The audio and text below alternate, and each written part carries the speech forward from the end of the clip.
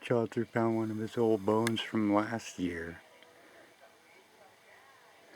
Don't know where he came up with it. He must have had it stashed somewhere. Whoop. He's going to town on it.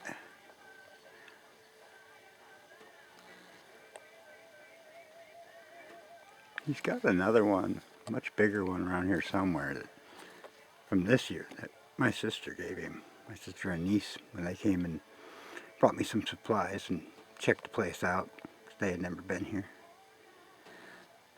My battery light's flashing. As you can see, it's quite overcast. So I'm not getting a lot of juice out of the solar panels.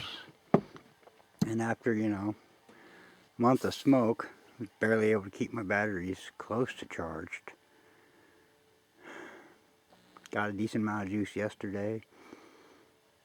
But, yeah, I don't know if I'm going to be able to charge the video camera today or not.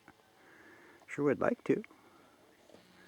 Film more stuff, But